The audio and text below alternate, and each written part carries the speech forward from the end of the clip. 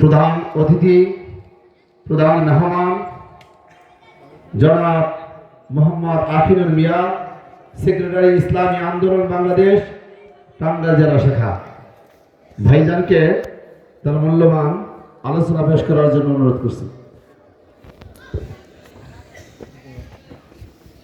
আসসালামু আলাইকুম ওয়া রাহমাতুল্লাহ। নাহমাদুহু ওয়া নুসাল্লি আলা রাসূলিল কারীম, আম্মা বা'দ। সকলে দরুদ শরীফ আল্লাহুম্মা সাল্লি আলা সাইয়্যিদিনা ওয়া শাফিঈনা সাল্লাল্লাহু আলাইহি ওয়াসাল্লাম। ঐতিহ্যবাহী নাগরপুর থানাপাড়া যুব সমাজের উদ্যোগে আয়োজিত আজকের এই মহতী তাফসীরুল কুরআন মাহফিলের মোহতারাম সভাপতি, আমাদের টাঙ্গাইলের অভিভাবক এবং আজকের এই এত সুন্দর প্রোগ্রামের প্রধান আলোচক, প্রধান মেহমান, যিনার আলোচনা শোনার জন্য আমরা অপেক্ষমান। আপনারা জানেন ভুয়াপুর একটি ঐতিহ্যবাহী উপজেলা। সেই ঐতিহ্যবাহী ভুয়াপুর কেন্দ্রীয় জামে মসজিদের সম্মানিত খতিব হাফেজ হযরত মাওলানা মুফতি শহীদুল ইসলাম ভুয়াপুরী দামাত বারকাতুহু। তা আমরা সকলেই হযরতের জবান থেকে বয়ান শোনার যে তৌফিক দিয়েছেন মহান রব্বুল আলামিন, সেজন্য সকলেই শুকরিয়া আদায় করি আলহামদুলিল্লাহ। সেই সাথে আজকে এই মাহফিলের অন্য বিশেষ অতিথিবৃন্দ, এলাকার মুরব্বিয়ান, বিশেষ করে নাগরপুরের এবং জাতির শ্রেষ্ঠ কৃতি সন্তান হযরত উলামায়ে কেরাম, সামনে উপবিষ্ট আমার দিনদার পরহেজগার তৌহিদি মুসলমান ভাইয়েরা, বিশেষ করে তরুণ ও যুবক ভাইয়েরা এবং পর্দার অন্তরালে সম্মানিত মা বোনেরা, সকলকেই আমি আন্তরিক অভিনন্দন জ্ঞাপন করতেছি। এবং আজকের এই দামি মজলিসে, আজকের এই জালিসুর রহমান বেস্তের বাগানের ভরপুর সকলের প্রতি কামিয়াবি কামনা করে দু একটি কথা বলার প্রয়াস রাখছি। ওমা তৌফিক ইল্লা বিল্লাহ। সম্মানিত উপস্থিতি, আপনাদের সাথে আমিও ওয়াজ মাহফিলে শরীক হয়েছি,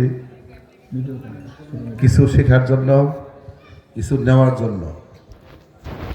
হযরত উলামায়ে কেরামের কাছ থেকে আমরা কিছু পাথেয় অর্জন করব, যেটা আমার দুনিয়াতে কাজে লাগবে, আখিরাতে মুক্তির রাস্তা দেখাবে। কথা ঠিক না? তা আমরা শেষ পর্যন্ত আখিরি মোনাজাত দিয়ে এরপরে বাড়ি ফিরবো। রাজি আছি তো ইনশাল্লাহ? তো আমি আপনাদের কাছে শুরুতেই আমি হযরত পীর সাহেব হুজুর চরমোনায় সালাম নিবেদন করতেছি এবং ইসলামী আন্দোলন বাংলাদেশের পক্ষ থেকে আপনাদের সকলকেই অভিনন্দন জানাচ্ছি। আপনারা জানেন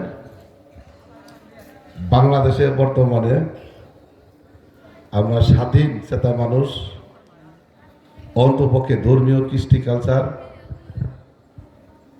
ওয়াজ মাহফিল, মসজিদ মাদ্রাসা ইত্যাদি বিভিন্ন আচার অনুষ্ঠান আমরা চাই আমরা মুসলমান স্বাধীনভাবে আমরা উলামায়ে কেরামের নেতৃত্বে পরামর্শ নিয়ে আমরা পরিচালিত করব। আল্লাহ পাকের অশেষ মেহেরবানি, জুলাই আগস্টের যে তরুণ সমাজ, ছাত্র সমাজ, এদেশের সকল শ্রেণী পেশার মানুষ, সেই সাথে উলামায়ে কেরাম আপনাদের জন্য সবসময় দোয়া করে। জুলাই আগস্ট বিপ্লবের জন্য তারা কত চোখের পানি ফেলাইছে, এদিকে চেষ্টা, এদিকে চোখের পানি, ওদিকে ওলামায়ে কেরাম সশরীরে কি অবস্থান, সব মিলে আল্লাহ তাআলার রহমত নাজিল হয়ে সুন্দর একটা পরিবেশ সৃষ্টি হয়েছে না? কিন্তু মনে রাখতে হবে এই সুন্দর পরিবেশকে যেন কেউ নষ্ট না করতে পারে, গোলাপাড়ি থেকে যদি মাছ শিকার না করতে পারে। স্বার্থন্যাসী মহল দুষ্কৃতিকারীরা সবসময় তাদের স্বার্থ কায়েমের জন্য তারা বিভিন্ন ইস্যুর মাধ্যমে ভালো পরিবেশকে নষ্ট করার মধ্যে আনন্দ পায়। এই জন্য নাগরপুরবাসী অত্যন্ত সচেতন, আপনারা অত্যন্ত জ্ঞানী, সহজ সরল এবং ধর্মপরায়ণ। এই ধার্মিক আপনাদের কাছে আমার অনুরোধ থাকবে, যে যেভাবে যে বক্তব্য নিয়ে আসুক, যত প্রলোভন দেখাক, যত মুখরোচক বক্তব্য দেখ, আপনারা তাদেরকে প্রশ্রয় দিবেন না। ইসলামের বিরুদ্ধে যারা থাকবে, ওলামায়ে কেরামের বিরুদ্ধে যারা থাকবে, সুন্দর সমাজকে যারা নষ্ট করার জন্য চক্রান্ত করবে, তাদের কথায় এবার কি সাড়া দেওয়া যাবে? সাড়া দেওয়া যাবে? সাড়া দেওয়া যাবে না। এই জন্য নতুন চিন্তা করতে হবে। বর্তমানে অলরেডি গোটা বাংলাদেশে নতুন গল্প কেউ শুনতে চায় না, নতুন কাহিনী কেউ আর পড়তে চায় না। সবাই চাচ্ছে আবার সুন্দর সমাজ গঠন করার জন্য, আমার পরিবার ভালো রাখার জন্য, আমার সমাজ ভালো রাখার জন্য, আমার রাষ্ট্র ভালো রাখার জন্য, আমার জন্মভূমি বাংলাদেশকে সুন্দর রাখার জন্য ওলামায়ে কেরামের নেতৃত্বে, দিনদার বুদ্ধিজীবীদের নেতৃত্বে, সৎ আদর্শ খোদাবুরু আল্লাহর নেতৃত্ব প্রতিষ্ঠা করতে হবে। কথা ঠিক কিনা? সেই জন্য